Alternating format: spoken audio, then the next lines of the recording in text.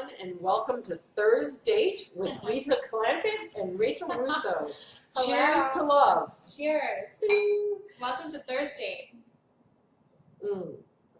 So this week, I know last week I was out and we had the beautiful Ashley filling in for Lisa Clampett, so thank you, Ashley.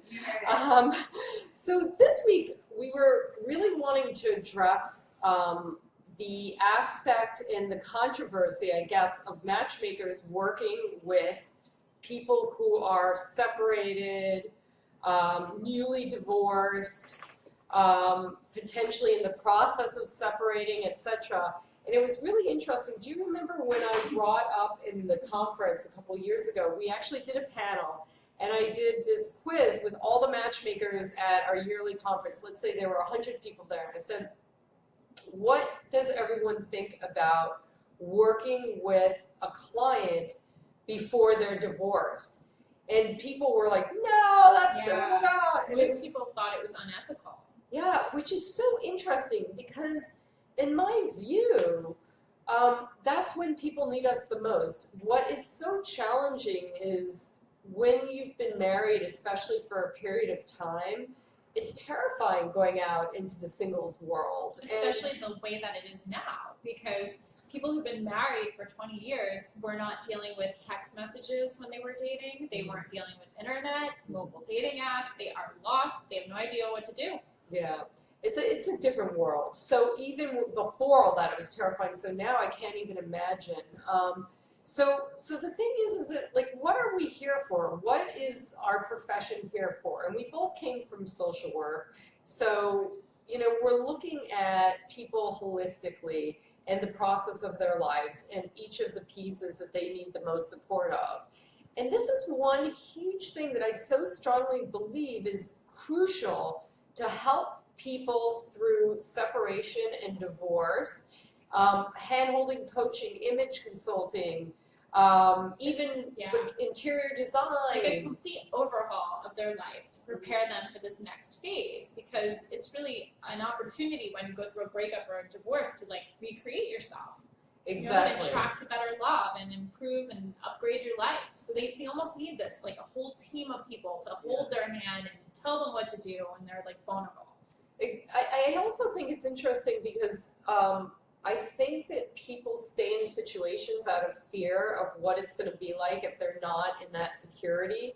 So it's like we called it like divorce 911, where we could be a one-stop shop for people to really come and have someone in their lives, basically a team in their lives, so they're not alone through this process. Like, oh my God, you know, what do I do now? Like, how do I groom? Like, how do I get ready for a date? What do people do? When do they kiss?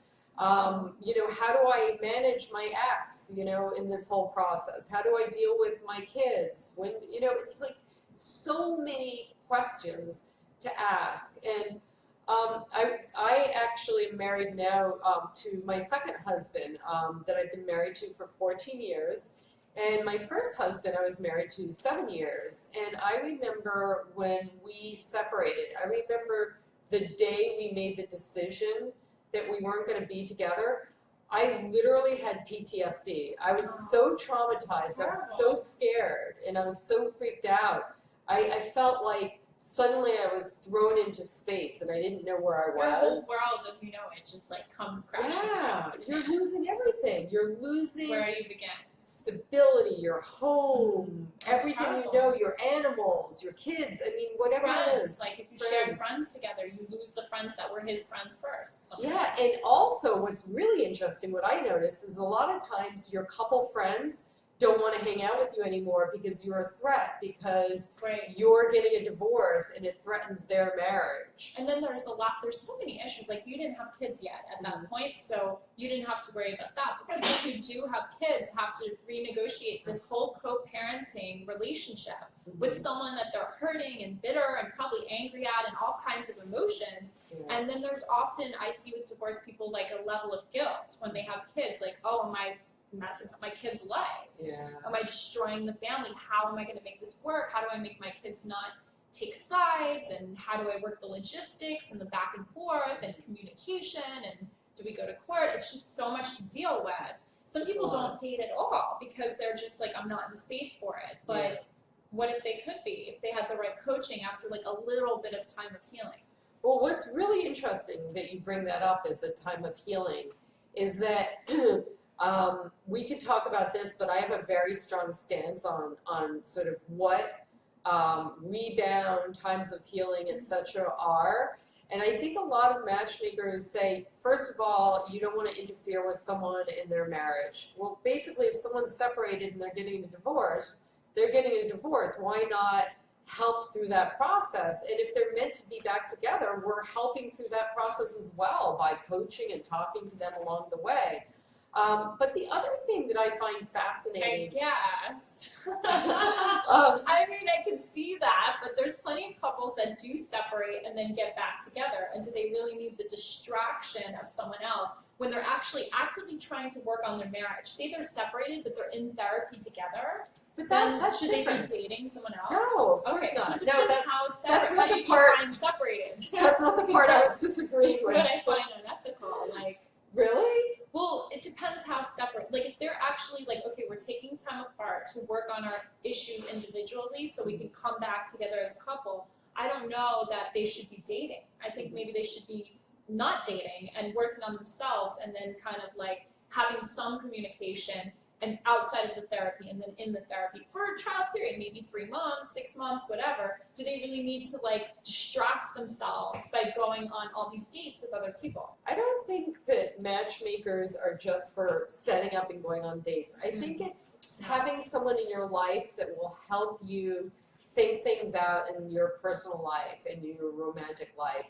And hopefully, you know, we do that. we do that. I mean, we do that, and hopefully a lot of matchmakers Hopefully a do lot that. of matchmakers. When we have our conference, actually, we're not going to be doing this Thursday next week because we have our conference, and we're talking with other matchmakers and entrepreneurs who want to be matchmakers, and hopefully we spread that message to them too. Like, it's not just about setting up someone on a date. It's really like the whole journey that you're taking them through to see who is appropriate for them and help them to find and also like keep love too.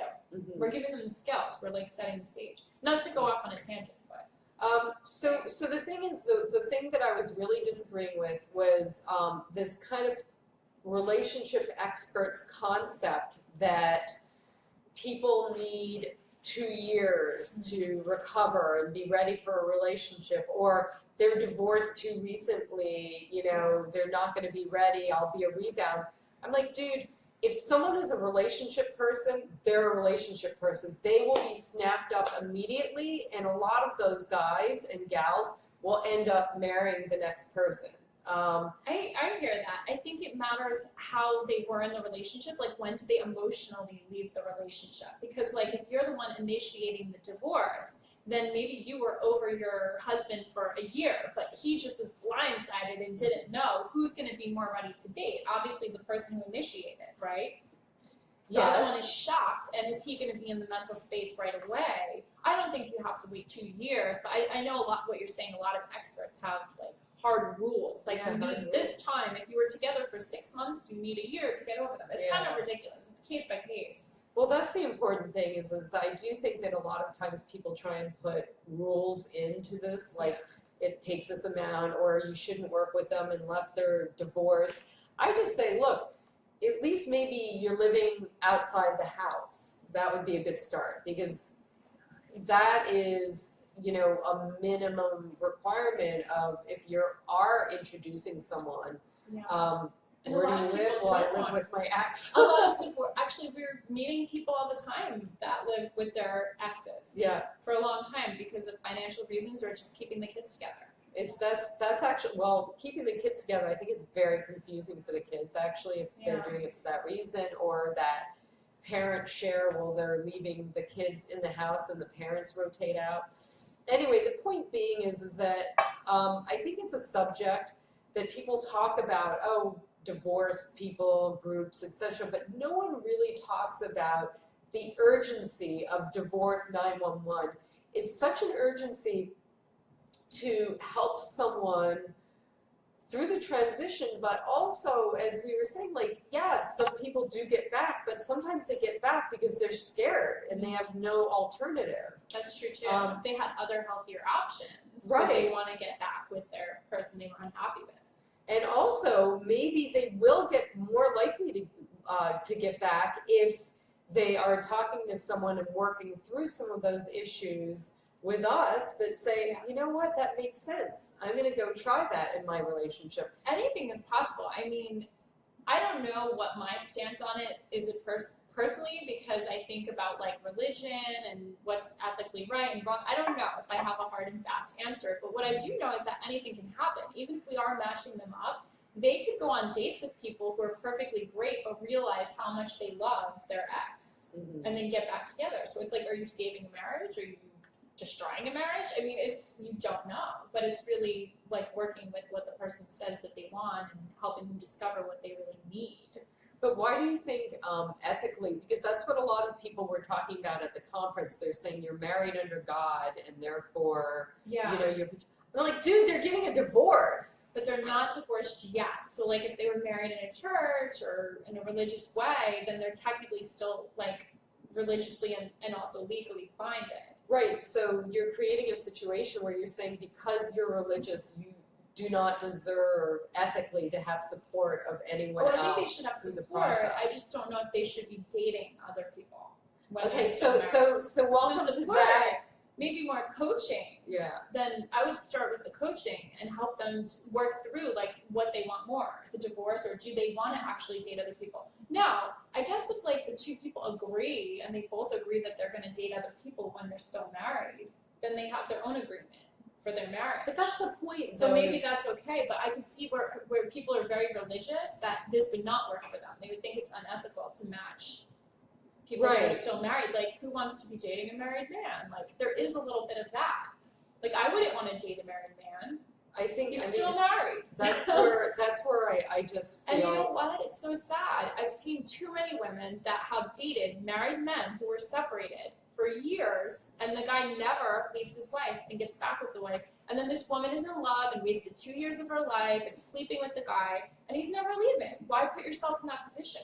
And it happens either way, of course, as well. I think that's a very, again, trying to create rules situation and everything's individual. I just know it took me 4 years to get a divorce because it wasn't a priority, and my parents, it took them over 10 years to get a divorce. Like, life doesn't stop because of a legal paper. You get married under God, supposedly, but like, that's a legal paper. But if you're a woman who wants to get married, you kind of need the guy to go through the legal paper and the process before you can get married. So you're always going to have this block that's holding you back. Well, this brings up a really important point, is as a matchmaker, one of the key things is to tell the potential date what the situation is with the person. I do Yeah. agree with that. I do You think have to it's a personal disclose. choice, yeah. So you'd say, hey, listen, this guy's great. He's been married for 15 years, separated for 5 months, and he's not legally divorced, but the papers are in, or whatever the story is. Say, are you open to that? You Right. know, and if both parties are open to it, great. But all I'm rejecting is whatever the value of the matchmaker is, imposing that on a concept of who is ethical to work with and who's Right. not. It's fine for a company if they decide it's not Yeah. for them. But the point is that the urgency and the need for this resource is absolutely crucial. Yeah. And I think people are lost, whether maybe they're widowed or maybe they're a widower. I think that there's so many reasons why people end up suddenly not married anymore. Right. And it's terrifying. And I just find it such an important part to play a role in as professionals as we are. And I Yeah. just really want to put it out there that it's something that I really support in people sort of reaching out beyond their social circle and really hiring a professional to help through the process. Yeah, I mean, I agree with all of the above. Like, ultimately, it's up to the matchmaker to decide what their values are. And even if they have different values than the client, can they still work with the client and have success? Yes, we work with people that we have different values. So Yeah. if you're okay with it, you could do it. But yeah, I mean, people need the support. That's the bottom line. Like they need to get to the place where they can be ready to date again. If they're really divorcing, right? So the matchmaker could help them with that, or coach them through that, or introduce them to someone who can help them in a different way. Well, it Give them comes confidence. confidence for sure, and that's another interesting thing. People come in and they might have had a loveless marriage for a while, whatever, and their confidence is so low, and it's building confidence up for sure. But then there's this whole other side, which is so fascinating to me, which is the sexual aspect, which is like, let's say you're married from 20 to 45 or 50. Like, what the hell is sex like these days? What do you do? Well, like, I mean, some people, if they're married at 20, maybe they were a virgin, or they, they don't even know. They've only been with one person, right. or very few. Totally different. So that's the thing is that like, and that brings us back to everything from like grooming to even, protecting yourself. Like, what's out there these People days? are writing in, oh, great conversation. I deal with this so often down here in the Bible Belt. That is from Buffy. A shout out Buffy. Wine Pairings in South Carolina, Charleston. Yay, we're looking You like forward my to seeing accent? you next week, Buffy. We'll see you at the conference. Yes, but no, I'm sure because she has such religious people, probably Yeah. more so than in a city like New York. It's more of a conflict.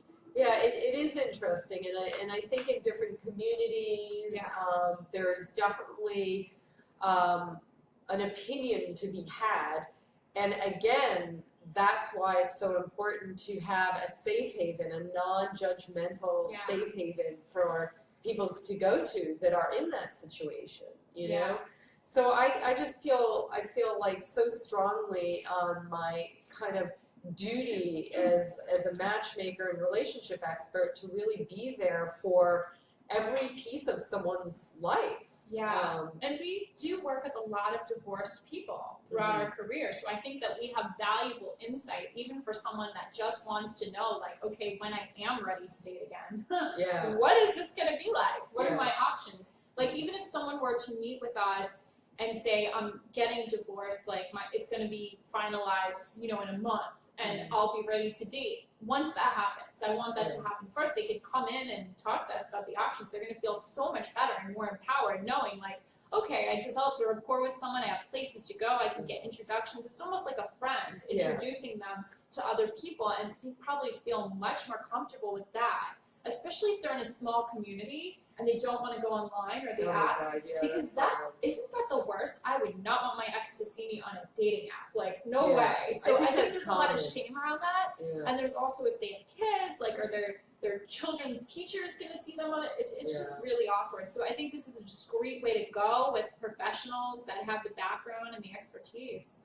It's also, though, it's interesting because I always say, is it a question? No, it's Arlene, our CEO of Matchmaking Institute, saying divorce recovery is usually a service offered by matchmakers. There you go. See, Is it usually or is it not usually? No, that's not a typo. I guess she's saying usually, but I don't know. Too many matchmakers. No, see, Arlene and I were in the You same guys- mindset. Well, I know Arlene knows a lot of divorce attorneys. She's and she gives presentations and such. I think she's in tune with this. But it's really funny Should be, because, sir. like, I think we all dream of a situation where we're just taken care of. And even though I'm married, I think, like, okay, I'd love to be in better shape. I'd love to, have all these, like, nutrition. And why isn't there a place to go that just takes care of me? So can you imagine if there was a place to go, one-stop shop, I'm divorced, and every resource that anyone could possibly imagine is there. Yeah. And this started, like, coming full power, like, brain obsession when one of our clients came and said, like, oh, I would love an image consultant. We had an image consultant. We had, an interior decorator, etc. And he was like, this is amazing. Like, the more services, the better. You come in and you're just taken care of. Like, who would want to be taken You care really of? have like a team of people for you. Yeah. And you feel like kind of a ability to relax and focus on what you do best. Do your work, have fun, enjoy your life, and then just know this whole area is outsourced. Yeah, it's true, and the resources, I think a lot of guys talk about how all their friends are married and coupled up because that's who Yeah. they've been hanging out with. So in a weird way, it's kind of lonely and it's also isolating because maybe a married friend will go out once in a while, but they like have to run back for the kids or for whatever The reason. guy lost his wingman. Now he can come here. Yeah, We can introduce him to other guys even. yeah, It's hard for guys to make friends when they're Yeah. older, outside of work. yeah. No. I know it's true, and So, And I think that like a lot of times, especially men, potentially women, but especially men, feel that their success and determination at work will go to the skills of their personal life, and it's actually the it does opposite. not translate. Different skill set. Yeah. So Yeah. that's really important, I think, for someone to understand and sort of build a different skill set and have someone help them. So Yeah. I think those are the main points. Yeah, we that- talked a lot. Hopefully we weren't too repetitive. But Yeah. we could talk about this a lot, this topic, I think. Well, I think that it really goes to the importance of deciding who you are as a matchmaker and what your values are, and where your sort of heart pulls you to what demographic, to what group. And I guess I've always felt so strongly connected to. I'm such a New Yorker and such a New York City girl, but connected to the intensity that New York can bring and the sadness to have so much but not have that relationship, and everyone's afraid no matter how like fancy they seem or Yeah. capable on the outside.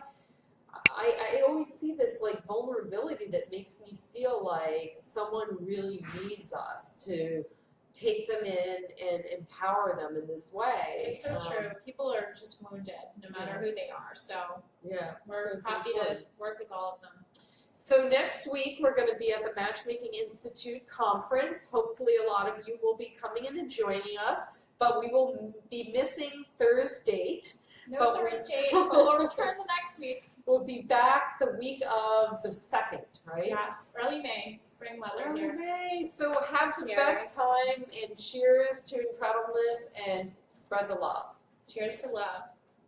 Okay, cheers, Lisa. We have to shut this thing. Bye. Thanks.